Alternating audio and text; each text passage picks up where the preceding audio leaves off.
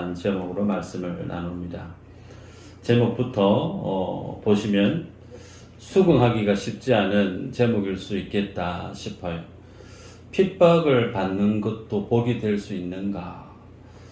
나는 박해받지 않고 고생하지 않고 고난 다 피하고 세상의 복을 듬뿍 받고 싶어서 예수님 믿고 교회 문턱을 넘어왔는데 미수제일교회 왔더니 도리어 핍박을 받는 것이 복이다라고 얘기하는 이 하나님의 메시지 앞에 여러분들이 이 퀘션 마크를 지니셔도 괜찮습니다. 우리가 앞서 팔복의 내용들을 쭉 살펴보았습니다. 오늘은 그 팔복의 마지막 복에 해당되어지는 말씀을 보게 되죠. 여러분, 그 첫 시작이 심령이 가난한 자는 천국이 저희 것이다 그랬죠. 첫 시작 테이프를 천국이 저희 것이다. 천국으로 시작한 팔복의 그 첫 시작이 팔복의 마지막 오늘 본문에 와서는 핍박을 받은 자 그들에게 천국이 저희 것이다. 첫 시작도 천국으로 시작했고 그 마지막도 천국으로 끝이 납니다. 그래서 오늘 말씀 속에 의를 위하여 핍박을 받은 자, 박해를 받은 자, 복이 있나니 천국이 저희 것이다 라고 하는 이 말씀이 어떤 의미인가를 말씀을 통해 새롭게 나아가는 시간 되기를 바랍니다. 우리가 앞서 보았습니다. 복이라고 얘기하는 거 한국 사람들 너무너무 좋아하는 것이 복인데 주님이 복이라고 말씀하시는 그 복은 세상 사람들이 익히 생각해 왔던 복과 너무나 달랐었다라는 걸 기억하죠. 심령이 가난해지는 게 복이래요. 의에 줄이고 목 마른 것이 복이래요. 화평케 하는 자, 그게 복이래요. 오늘은 더더욱 나아가서 의를 위해서 박해를 받은 자, 의를 위해서 핍박을 받은 자, 천국이 저희 것이다 라고 주님이 말씀합니다. 여러분, 이 말씀 볼 때 주님이 이런 말씀을 주신 그 기준점이 어디에 있느냐면 이미 하나님의 나라를 소유한 자, 이미 예수 그리스도를 믿고 하나님의 생명을 소유한 자들에게 이 말씀을 주셨다는 거예요. 그래서 하나님의 생명에 대해서, 하나님의 천국에 대해서 전혀 감이 없고 거기에 대한 성경 진리에 대한 지식이 없는 분들은 예수님이 하시는 그 말씀을 잘 이해하기가 쉽지 않습니다. 이해가 되실지 모르지만 예를 들어볼까요? 탈북자들이 탈북을 해서 한국에 와서 국정원 안에서 나름의 시간을 보내죠. 시간을 보내고 있는데 어느 분이 그런 얘기를 하는 거예요. 국정원 직원들이 짜장면을 맛있게 먹으면서 본인들에게 먹으라고 짜장면을 주문을 했다는 거예요. 그래서 한국은 북한보다 못 산다 그렇게 알고 있었는데 점심을 먹는다고 턱하니 보니까 새카만 면을 맛있게 먹는 그 모습을 보고 야, 남한에는 먹거리가 없는 모양이구만. 저걸 어떻게 먹지? 그러고 있는데 본인들에게 맛있다고 드시라고. 그렇게 권하니까 먹기 싫다고. 보기에도 뭐 그다지 먹고 싶은 비주얼도 아니고 일 없습니다. 그렇게 얘기를 했다는 거예요. 그래서 그런데 너무 맛있게 먹으니까 그분들이 한 젓가락이라도 먹어봐야 되고 싶어서 한 젓가락을 딱 떠서 먹었는데 세상에 이런 맛이 있을 수가, 세상에 이렇게 맛있는 면이 있을 수가, 그러면서 개눈 감추듯이 그렇게 맛있게 먹었다는 거예요. 그러면서 이후에 짜장면 하면 머릿속에서 이야 정말 맛있게 먹었던 그 짜장면, 그러면서 입안에 군침이 자동으로 보이는 거예요. 그러면서 짜장면 하면 야 빨리 먹고 싶다, 두 그릇 먹을까, 그런 마음이 들었다는 거예요. 여러분 예화지만 실한데요. 여러분 이게 짜장면을 먹어본 사람은 그 맛을 알죠. 이 가운데 못 먹어보신 분 계세요? 제가 사드릴게요. 근데 드셔보신 분은 그 맛을 알아요. 근데 못 드셔본 분은 그것이 뭔 맛인지 감이 안 오죠. 무슨 얘기인가? 천국은 하나님이 계신 곳이에요. 그 하나님의 보좌로, 주님의 권능으로, 주님의 능력으로 주님이 가신 집이 소위 천국 아닙니까? 그 천국을 영원토록 계시던 그 주님이 이 땅에 성육신하셔서 오셨어요. 그리고 그 주님이 내가 곧 길이요 진리요 생명이다. 주님이 천국 가는 그 길을 예수 그리스도를 믿음으로 하나님의 자녀가 되는 권세를 주시고 하나님의 생명을 주시고 그렇게 주님을 따르는 백성들 이미 하나님이 선택해 놓으셨다는 거예요. 언제요? 에베소서를 우리가 보았죠? 창세 전에, 내가 태어나기도 전에 하나님은 우리를 예정해 놓으셨다는 거예요. 그래서 주님이 주님을 따르는 제자들과 무리들에게 이 말씀을 주실 때 하나님은 하나님 나라의 그 영광을 아시는 거예요. 그런데 그 주님 앞에 앉아있는 많은 하나님의 백성들은 그 하나님의 나라를 모르죠. 그 영광을 몰라요.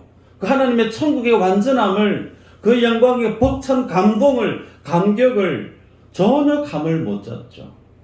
그래서 주님이 이 산상순 말씀을 주시면서 하나님은 그 하나님의 나라 위에서 너희들이 하나님의 그 나라에 오게 되어지면, 그 나라에서 그 천국을 경험하게 되어지면 너희들의 심령이 어떤 심령으로 되어지는가? 그 주님의 나라를 맛보아 아는 자는 심령이 가난해질 수밖에 없다.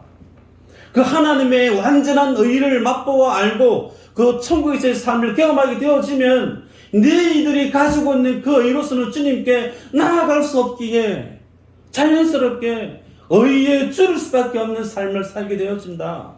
예수님이 십자가에 못 박혀 죽으심으로 하나님과 죄인된 인생 사이에 하나님의 평강을, 하나님의 화평을 십자가에 자기 자신을 죽으심으로 너희들이 제가 맛보아 알게 될 텐데, 그 평강, 천국을 맛본 자는 그 평강, 주님이 십자가에 죽으심으로 만드셨던 그 평강을 너희들도 만드는 자로 살아가게 될 것이다. 그렇게 주님이 이미 천국에서의 삶을 경험한 주님의 관점에서 이 땅에 살아가고 있는 주의 자녀들에게 이 말씀을 주시고 있는 거예요.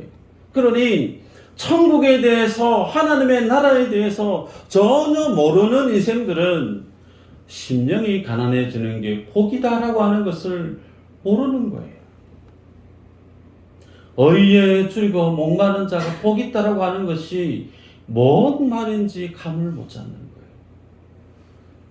그러나 여러분들은 이미 감 잡으신 줄 믿습니다. 오늘은 마지막 말씀이죠. 핍박을 받은 자, 박해를 받은 자 복이 있다. 천국이 저희 것이다. 그렇게 말씀을 했습니다. 자, 그러면 앞선 팔복에 대한 내용을 잘 몰랐던 분은 이 말씀을 오해할 수가 있습니다. 아, 천국이 저희 것이다 라고 했기에 그러면 나는 길을 쓰고 박해를 받고 핍박을 받는 그 자리에 나가야 되겠구나. 박해가 없으면 핍박을 받지 못하면 나는 하나님의 나라와 무관한 삶을 사는 것인가? 나는 그렇게 예수님의 이 말씀을 오해할 수가 있죠. 그렇지 않습니다. 이 말씀은 우리가 애를 쓰고 수고해서 길을 써서 박해가 있는 그 현장에 뛰어들어가서 내가 그 박해를 받아야만이 하나님의 백성이 천국을 소유하는 하나님의 사람이 되는 그 뜻이 아니에요. 여러분, 성경에서 오늘 주님이 말씀하고 있는 이 박해, 소위 핍박이라고 하는 이 내용은 두들겨 맞거나 욕을 먹거나 해를 입는 그 의미로서의 핍박, 그런 의미의 박해가 아닙니다.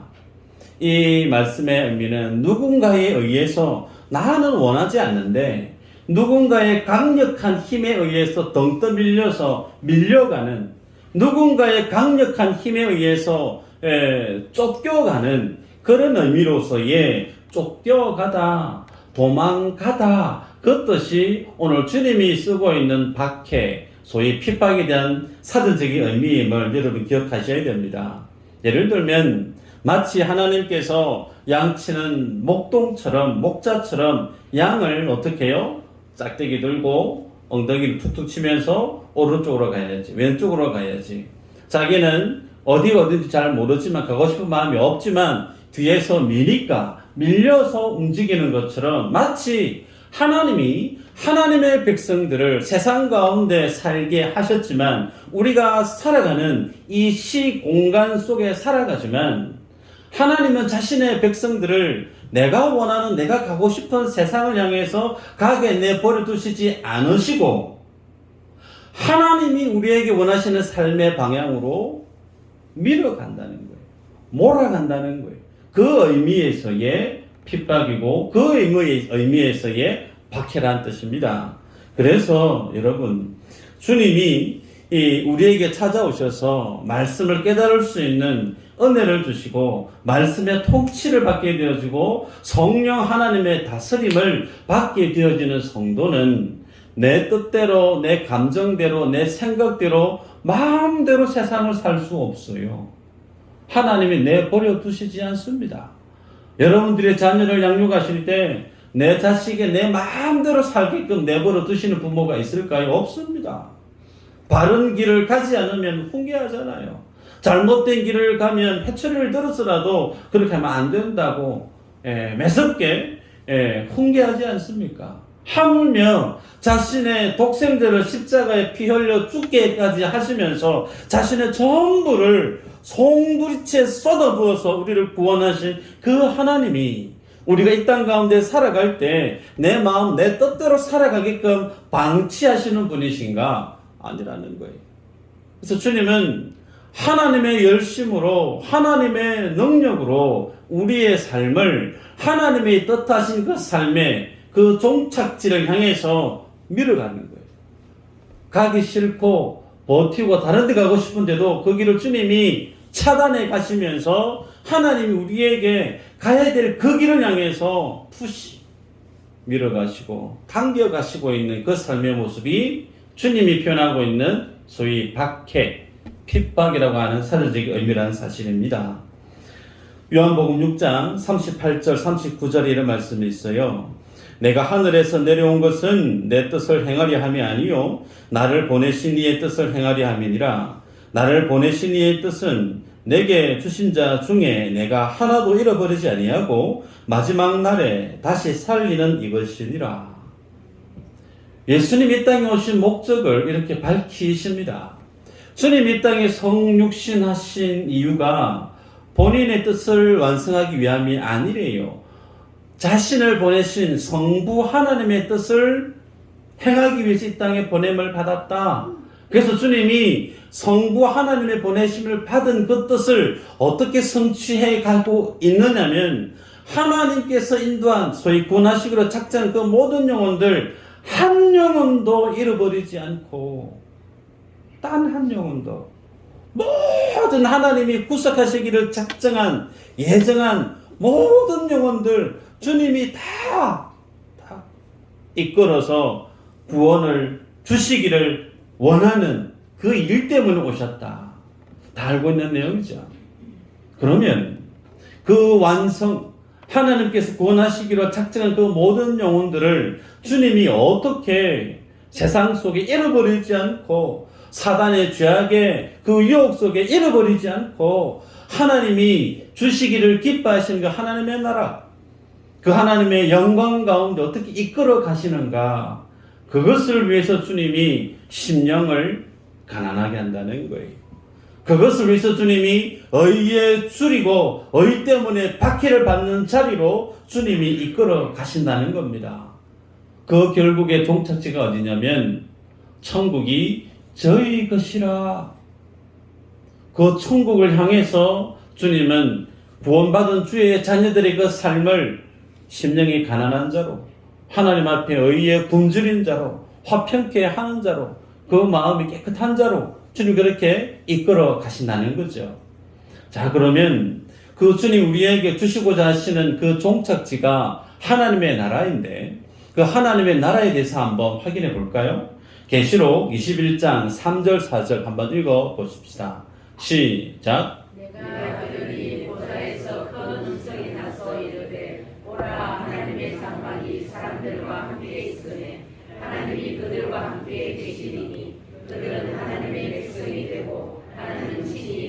함께 계셔서 모든 눈물을 그 눈에서 닦아주시니 다시는 사망이 없고 애통하는 것이나 곡하는 것이나 아픈 것이 다시 있지 아니하리니 처음 것들이 다 지나갔음이로라. 아멘. 자, 여기에서 하나님이 천국을 묘사하는데요. 사망이 없고 애통이 없고 곡하고 아프고 슬픈 것이 없다. 그곳이 소위 천국이다. 그렇게 말씀을 합니다. 그러시면서 처음 것들이 다 지나갔다. 그렇게 말씀하죠. 처음 것들이 다 지나가고 난 뒤에 주님이 이 마지막에 이 천국의 완성된 모습을 하나님의 구원을 입은 주의 자녀들에게 안겨주십니다. 자, 그러면 이 말씀이 오늘 우리의 삶과 어떤 관계가 있는가? 지금 우리가 살아가고 있는 지금의 이 시공간, 소위 내 인생이 지금 뭐 하고 있느냐면 내가 살아가는 이 삶들 속에 사망이 있다는 거예요. 내가 살아가는 삶의 주위에 애통이 있다는 거예요. 슬픔이 있고 아픔이 있고 고통이 있고 그런 삶을 우리가 지금 살아가고 있다는 겁니다. 그 삶을 살아가고 있는 과정 속에 주님이 우리를 어디로 이끌어가고 있느냐면 소위 하나님이 가시는 그 하나님의 나라로 천국으로 이끌어가고 있다. 그렇게 말씀을 하십니다. 그러면 우리가 마지막에 하나님의 얼굴을 대면하듯 보게 될 그 하나님의 천국은 어떻게 이루어지는가? 3절에 보면요. 하나님의 장막이 사람들과 함께 있다라는 표현이 있어요. 하나님의 장막이 사람들과 함께 있다. 구약에서부터 하나님은 주의 백성들과 함께 거하시기 원해서 위에서 주님이 성막을 주셨고 그리고 율법을 주셨고 성전을 주셨죠. 그래서 구원의 완성, 복음의 완성은 어디에서 결판 나느냐면 하나님과 함께 그함에 소위 영원한 임마누엘의 그 삶을 살아가는 것이 구원의 꽃입니다. 구원의 열매예요. 그러면 여러분 그 하나님과 함께 하고 있는 그곳이 어디죠? 천국이라는 거예요. 그래서 천국은 우리들이 아무리 얘기를 해도 장소적인 개념이 우리들 속에 크게 자리에 있는 줄 압니다. 천국 하면 여기서 의사가 당시 사망했습니다. 사행성은 딱 떨어지고 내 영혼의 육체와 분리되어져서 하나님의 나라로 슝 날아가는 장소의 이동 개념으로 소위 천국을 이해하는 분들이 많아요. 근데 성경은 장소의 개념보다 더 굵직하게 유대 문화 속에 자리에 있는 천국의 개념은 한번 따라할까요? 통치의 개념. 통치의 개념이라는 거예요. 그래서 천국에 뭐가 있고 없고에 따라서 천국이고 아니고의 아니라 천국의 개념은 하나님이 계신가? 그 하나님이 다스리고 있는가? 하나님의 통치가 지금 제대로 막힘없이 원활하게 그 하나님의 통치가 이루어지고 있는가? 그래서 완전한 하나님의 통치 속에 있는 나라. 어떤 나라요? 천국. 그러면 이 하나님의 천국을 이 땅 가운데 모형처럼 만들어 놓은 곳이 있어요. 그곳이 어디냐면 교회입니다. 교회는 하나님의 다스림이 있는 하나님의 통치 아래 있는 하나님이 만든 기관이죠. 그래서 교회 안에는 누가 있죠? 하나님이 계시죠. 그럼 그 교회는 어떤 곳이에요? 첫 시작이 훌륭합니다. 그러면 여러분의 사랑방 공동체가 있어요. 그 사랑방은 누가 있죠? 하나님이 계시면 그 사랑방은 아주 훌륭하십니다. 사랑방에 좀 더 좁혀가 볼까요? 여러분이 생활하고 있는 몸된 가정이 있습니다. 그 가정에 하나님이 계십니까? 그럼 그 가정은 A뿔인데요. 마지막으로 이제 아멘 하셔야 되는데 내가 살아가고 있는 내 삶 속에 내 안에 하나님이 계신가요? 그러면 나는 뭐예요? 마음을 잘 하셔야죠. 내 안에 하나님이 계세요. 성령님이 떠나지 아니하십니다. 주님이 우리에게 찾아오셔서 생명을 주신 예수 생명은 영원한 하나님의 생명으로 찾아오셨기 때문에 그 주님이 내가 아무리 주님을 좀 나가시소라고 그렇게 푸시해도 주님 안 떠나세요. 못 떠나세요. 내 안에 누가 계신다고요? 하나님이 계세요. 그러면 나는 내 이꼴 천국이라는 거예요. 그래서 천국은 예수 그리스도 주님이 나와 함께하고 있는 그것이 곧 천국이라는 거예요. 하나님의 통치, 하나님의 다스림이 있는 그것은 모든 것이 천국이라 성경이 우리에게 말씀합니다. 그런데 이렇게 말씀을 하니까 이해는 돼요. 그렇지, 교회는 천국이지, 하나님 다스리니까 사랑방 이해돼요. 가정까지는 이해되는 것 같아요. 그러면서 점차 맞나, 이게 맞나, 내 삶이 주님이 가시는 천국인 것 같은데 내 삶이 정말 천국이 맞나, 뭔가 좀 미심쩍스럽고 힘주어 아멘 하기가 좀 안 맞는 것 같고, 그런 느낌이 저에게도 있어요. 왜 그럴까요? 말씀은 그렇게 제시하고 있는데 내 마음이, 솔직한 내 삶의 모습이 하나님의 말씀 속에 전적으로 아멘 해야 되는데 아멘인 것 같은데 뭔가 찜찜해요. 왜 그럴까요? 완전한 하나님의 다스림이 내 안에 이루어져 가지 않고 있기 때문에 그렇습니다. 임마누엘 되신 그 주님이 마치 이 땅이 아닌 저 천국에 올라가서 하나님의 온전한 완전한 통치 속에, 다스림 속에 모든 만물이 주 앞에 예배하며 주를 경배하고 살아가는 그 완성된 그 하나님의 나라, 그 모습에 비추어 볼 때 교회의 모습은 좀 그런 것 같고 사랑방의 모습은 좀 그런 것 같은데 내 집안의 모습은 좀 아닌 것 같고 더더욱이 내 인생의 모습은 더 아닌 것 같고, 그죠? 우리의 솔직한 모습 아니겠나 싶어요. 왜 그런가? 우리들은 아직도 공사 중에 있는 인생이기 때문에 그렇습니다. 하나님의 다스림, 하나님이 거하시는 거처가 되기 위해서 주님은 우리 안에 있는 내가 원하는 세상과 내가 살고자 하는 세상의 모습과 그것이 아닌 하나님이 박해를 주시고 핍박을 주셔서 우리가 하나님의 다스림 안에 있는, 하나님이 내 안에 들어오셔서 사실 수 있는 하나님의 성전으로 만들어가는, 소위 하나님의 천국으로 만들어가는 그 과정 속에 필수 불가결하게 주님이 무엇으로 만들어 가시느냐. 그렇기 때문에 하나님의 다스림, 그것은 핍박으로, 하나님의 다스림, 그것은 박해로 우리 삶들 속에 다가오고 있다라는 겁니다. 그러면 요한복음 15장 18절 20절 한번 같이 한번 읽어볼까요? 시작. 세상이 너희를 미워하면 너희보다 먼저 나를 미워한 줄을 알라. 너희가 세상에 속하였으면 세상이 자기의 것을 사랑할 것이나 너희는 세상에 속한 자가 아니요 도리어 내가 너희를 세상에서 택하였기 때문에 세상이 너희를 미워하느니라. 내가 너희에게 종이 주인보다 더 크지 못하다 한 말을 기억하라. 사람들이 나를 박해하였은즉 너희도 박해할 것이요 내 말을 지켰은즉 너희 말도 지킬 것이라. 주님이 얘기합니다. 주님의 사도들, 제자들이 세상 속에 박해받는 이유, 너희가 세상에 속하지 않았기 때문이다라고 얘기해요.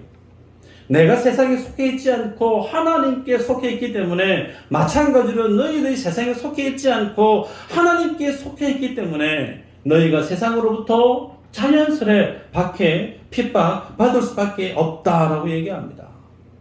여러분, 이 삶은 풀어헤치면 어떤 삶의 모습이냐면 내 육신의 소욕대로, 내 죄악의 소욕대로 살게끔 주님 우리를 방치하시지 않고 성령이, 말씀이 우리의 삶을 하나님 원하시는 그 삶의 모습으로 통치하시고 다스리시기 때문에 세상과는 전혀 다른 삶의 모습으로 드러난다는 거예요.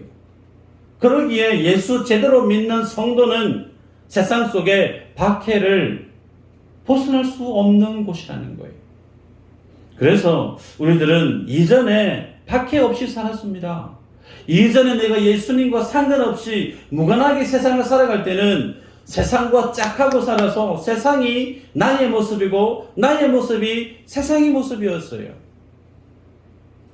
그 속에서 주님 우리를 불러냈습니다. 그게 뭐라고요? 에클레시아. 세상에서 부르심을 받은 자, 교회. 그래서 우리가 세상 속에 살았을 때 주님이 우리에게 주신 게 있어요. 그게 뭐냐면 율법이죠. 율법. 주님은 이스라엘 백성들을 구원하시고 나서 그 하나님의 은혜로 그들을 구원하셔서 그들의 삶들 속에 하나님의 은혜 앞에 서게 하기 위해서 율법을 주셨습니다. 그 율법은 하나같이 무엇을 우리에게 도전하느냐면 너 그때 죄 지었잖아. 너의 죄가 뭐뭐뭐뭐뭐인 줄 날마다 그 죄가 우리의 삶의 모습을 드러내게 합니다. 그래서 그 죄 지은 자는 하나같이 주님 앞에 무엇으로 나아갈 수밖에 없느냐면 하나님의 은혜를 구할 수밖에 없죠.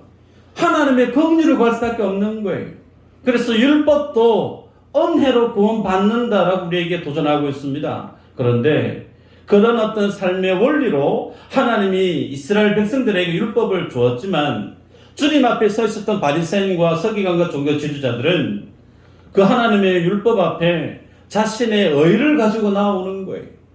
그 율법 앞에 자신의 수치와 자신의 죄됨을 들고 마치 기생과 세리와 같이 나는 죄인입니다. 그런 하나님의 은혜만을, 하나님의 긍휼만을 들고 나와야 되는데 바리새인들은 그렇지 아니했다는 거예요. 내가 얼마나 열심히 사는지 아세요? 내가 얼마나 기도 열심히 하고 구제를 열심히 하고 금식 얼마만큼 열심히 했는지 내가 한 게 이 정도 됩니다. 라고 자기의 의를 들고 주님 앞에 나온 거예요. 그 모습을 예수님이 1도 인정하지 않았어요. 너희의 종교의 열심, 너희가 만들어낸 종교지 그 모든 결과물 아무 필요 없다는 거예요. 주님이 무시해버렸어요. 그랬더니 바리새인과 서기관 유대인들이 예수님을 십자가에 못 박아 버립니다.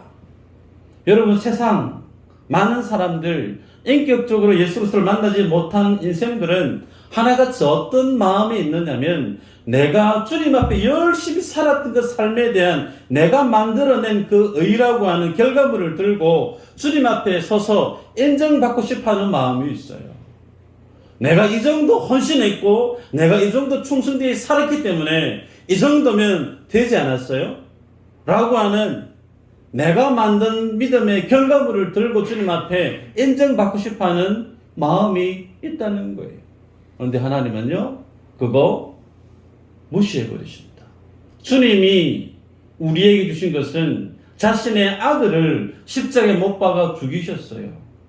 그래서 주님 우리에게 요구하시는 것은 자신의 아들을 십자가에 못 박아 죽게 했던 그 하나님의 사랑, 내가 너를 구원하기 위해서 내 아들을 십자가에 못 박아 죽게 했던 예수, 죄 없는 나의 독생자 예수의 그 의, 그거 들고 오라는 거예요. 그거 은혜 들고 오라는 거예요. 그것만이 하나님의 나라에 들어갈 수 있는 유일한 길임을 주님 우리에게 말씀하십니다. 그런데도 유대인들은 그 하나님의 자기 희생, 자기 비하, 십자가에 죽으신 그 하나님의 사랑 모르는 거예요. 여러분, 그래서 자기 의와 율법 앞에 자랑했던 그 모든 삶이 정말 아무것도 아니었구나. 정말 내가 잘못 살았구나. 마치 성령께서 자신의 그 모든 율법적인 삶에 대해서 잘못 산 것에 대해서 깨닫게 해 주었을 때 한 사람이 그의 삶의 고백으로 남긴 고백이 있어요. 로마서 7장 21절 24절 한번 읽어볼까요? 시작. 그러므로 내가 한 법을 깨달았노니 곧 선을 행하기 원하는 나에게 악이 함께 이르는 것이로다. 내 속사람으로는 하나님의 법을 즐거워하되 내 지체 속에서 한 다른 법이 내 마음의 법과 싸워 내 지체 속에 있는 죄의 법으로 나를 사로잡는 것을 보는도다. 오호라 나는 공고한 사람이로다. 이 사망의 몸에서 누가 나를 건져내랴. 누구의 고백이죠? 사도 바울의 고백입니다. 바울이 바리새인이에요. 본인이 예수님 인격적으로 만나기 전에는 율법으로는 나 흠없다. 자기의 율법에 자긍심을 가지고 살았던 사람이 바울 아닙니까? 그런데 예수님을 인격적으로 만나고 나니까 자기 속에 있는 자신의 모습을 객관적으로 보게 된 거예요. 하나님이 원하시는 의에 하나님이 원하시는 그 선을 살아가는 것이 맞는데 내 입 밖으로 내 행동으로는 표현하지 아니해도 주님과 무관한 주님 앞에 어렵지 못한 죄악된 죄의 소욕이 내 안에 있는 걸 본인이 깨달아진 거예요. 그래서 내 안에 하나님의 의를, 하나님의 선을 살고자 하는 성령의 법과 내 안에 죄를 좋아하고 세상을 좋아하는 그 죄의 법이 내 안에 싸우는 거예요. 그것을 그는 어떻게 표현하고 있느냐면, 오호라, 나는 공고한 자로다. 이 사망의 몸에서 누가 나를 건져내랴. 사망의 몸에서 어떻게 건져내랴. 여러분, 로마에서는 죽여야 될 사형수에게 형벌 중에 하나가 시신 있죠. 시체를 그 죄수의 몸에 같이 묶어버립니다. 그래서 그 시신과 함께 나중에는 죽게 만드는 사형제도 중에 하나가 죽은 시신을 죽여야 될 죄인의 몸에 같이 묶어버리는 거예요. 여러분 상상해 보세요. 시신이 옆에 있는 것도 얼마나 무서워요. 근데 그 정도가 아니고 살을 맞대어 있습니다. 그 시신이 시간이 가면 썩겠죠. 몸에서 독소가 뿜어져 나옵니다. 몸에서 벌레가 막 기어다니겠죠. 그 모습을 보고 살아야 돼요. 살 수 있나요? 때가 되면 죽습니다. 그 사람은. 마치 바울은 자기 안에 있는 죄에 대한 그 사망의 법이 어떻게 해서도 떨쳐내 보내고 싶은데 도무지 떨쳐내 볼 수가 없는 거예요. 나는 이 사망에서 벗어날 수가 없구나. 이 죄악에 나는 벗어날 길이 없구나. 그렇게 자기 자신을 통탄해하고 가슴을 찢는 그런 깊은 고뇌를 고백했던 그가 반전이 있죠. 로마서 8장 1, 2절에 이렇게 얘기합니다. 그러므로 이제 그리스도 예수 안에 있는 자에게는 결코 정죄함이 없나니 이는 그리스도 예수 안에 있는 생명의 성령의 법이 죄와 사망의 법에서 너를 해방하였습니다. 죄와 사망의 법에서 어떻게 해방되었느냐면 생명의 성령의 법이 나를 해방시켰대요. 그것은 다름 아닌 예수 그리스도가 십자가에서 나를 위해서 죽으실 때 나도 죽었다는 거예요. 그것이 곧 생명의 성령의 법이라는 겁니다. 정리할까요? 죽은 시신과 함께 내가 묶여져 있어요. 그러면 그 죽은 시신 속에서 내가 분리되려고 하면 두 가지 중에 하나입니다. 하나는 죽어 있는 그 시신을 살려내면 돼요. 두 번째, 내가 죽어버리면 돼요. 둘 중에 하나입니다. 둘 중에 하나가 되어지면 그 죽은 시신과 분리가 되어집니다. 죄에 대한 내용이에요. 죄의 소욕에서 분리되어지려고 하면 그 죄 속에서 내가 죽어버리든지 그 죄를 없애버리든지 둘 중에 하나죠. 그런데 예수님이 어떻게 하셨죠? 십자가에서 죽으십니다. 그 죽으실 때 갈라디아 2장 20절에 지난 시간에 봤던 것처럼 내가 그리스도와 함께 십자가에 못 박혀 죽었나니 내 안에 내가 사는 것이 아니고 내 안에 그리스도가 사는 것. 하나님이 하신 방식은 십자가에 달려 죽으실 때 자신이 구원할 자, 그 모든 인간 하나님의 자녀들도 똑같이 십자가에서 완전하게 죽이셨다는 거예요. 그래서 우리들의 살아가는 삶의 현실은 내가 예수 그리스도와 이미 십자가에 죽었다는 그 사실을 확인해 가는 과정이에요. 무엇으로? 주님 우리 삶들 속에 박해를 허용함으로, 주님 우리 삶들 속에 믿음으로 살려고 할 때 핍박을 경험하게 함으로, 아, 내가 이미 십자가에 죽었었지. 그것을 확인하게 하는 과정으로 주님 우리를 속에 어디로 몰고 가고 있느냐면 천국으로, 그 하나님의 나라로, 죄가 1도 설 자리가 없는 완전한 그 하나님의 의로 충만한 완전한 그 하나님의 나라의 백성으로 만들어가고 계신 겁니다. 말씀을 맺습니다. 여러분, 사도행전 14장 22절에 이런 말씀이 있어요. 제자들의 마음을 굳게 하여 이 믿음에 머물러 있으라 권하고, 또 우리가 하나님의 나라에 들어가려면 많은 환난을 겪어야 할 것이라 하고. 사도행전 14장 22절 말씀 어떤 내용이냐면, 바나바와 바울이 루스드라라고 하는 지역에서 복음을 전하다가 바울이 유대인들에게 돌을 맞아요. 사람들이 볼 때, 야, 자, 죽었다. 저기 내다버려. 루스드라 성 밖에 내 던졌습니다. 죽은 시신인 줄 알고. 근데 조금 있다가 의식을 차리고 다시 살아났어요. 여러분 상상해 보십시오. 돌 맞아가지고 온 몸에 피가 범벅이 되어 있을 겁니다. 근데 그러면 어떻게 해야 될까요? 정신을 차리고 빨리 도망을 가든지. 저 같으면 그럴 것 같아요.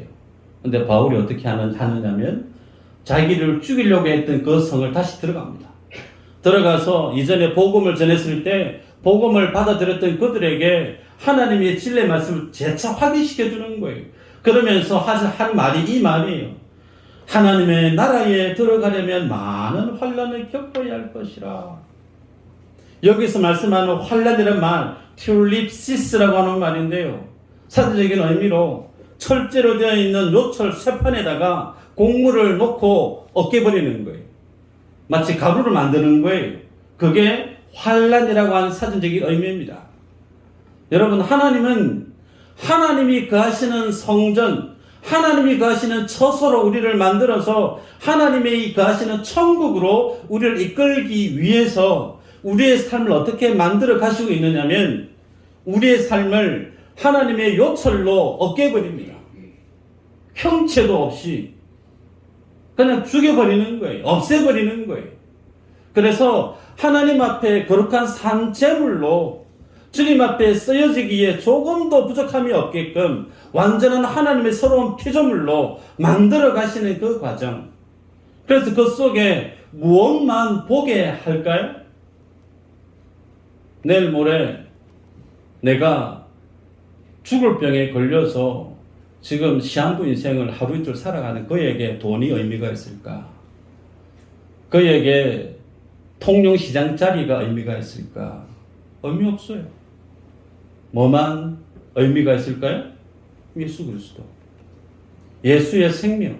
그 하나님의 나라가 죽어가는 인생에게는 최고의 가치고 유일한 목적이죠. 우리 삶들 속에 주님이 그것을 만들어 가신다는 거예요. 예수도 있으면 좋고 돈도 있으면 좋고 예수도 있으면 좋고 다른 어떤 권세 있어도 좋고 그거 아니고 오직 예수 그리스도로만 충만한 삶을 살아가게 만들기 위해서 그것만이 주님 우리에게 오셔서 내 안에 하나님의 처소로 삼아서 나를 하나님의 천국으로 만드실 수가 있거든요. 주님은 죄가 없어요. 주님은 거룩하세요. 완전하세요. 그 완전하신 주님이 내 안에 들어오실 때 내 안에 흠이 있는 거 용납하지 않습니다. 티가 있는 거 용납하지 아니에요. 그래서 주님이 우리 안에 있는 그 모든 것을 요철로 아예 가루로 만들어 버리십니다.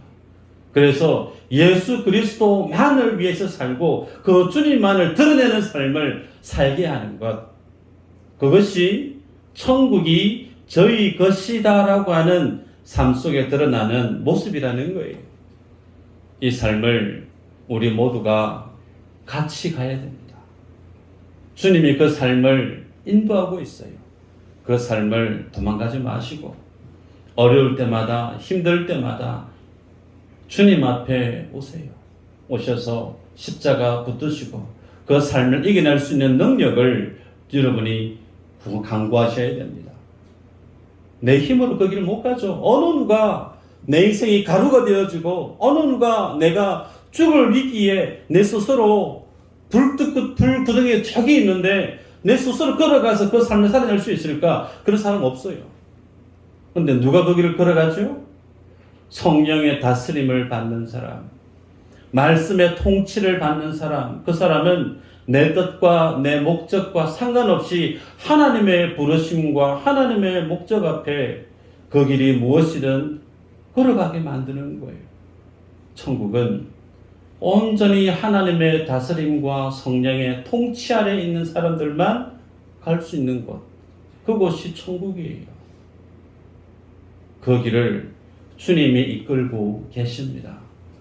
그 주님을 손 단단히 붙들고 경상도 말로 단디 잡고 함께 걸어가는 믿음의 식구들 되시기를 축복합니다. 기도합니다.